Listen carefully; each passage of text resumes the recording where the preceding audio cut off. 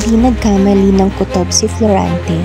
Nakawagayway sa alban niya ang dampilang Moro.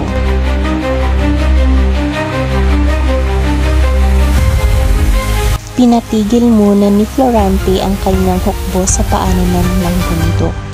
Mula roon, natanaw nila ang tila pupugutan ng ulo ang isang babae. Dalis-daling lumusob sina Florante at ginapi ang mga Moro. Nailigtas ang babae na walang iba kundi si Laura.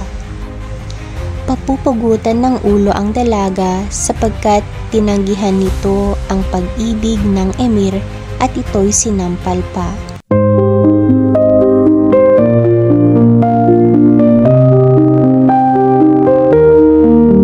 Noon, binigkas ni Laura ang sintang Florante.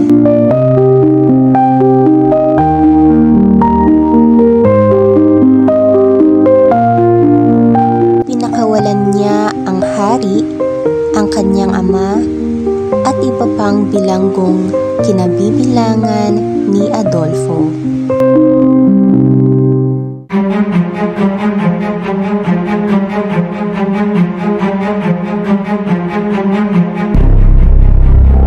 Lalong naiinggit si Adolfo kay Florante, hindi lamang sa papuring tinanggap kundi dahil nakamit pa niya ang pag-ibig ni Laura.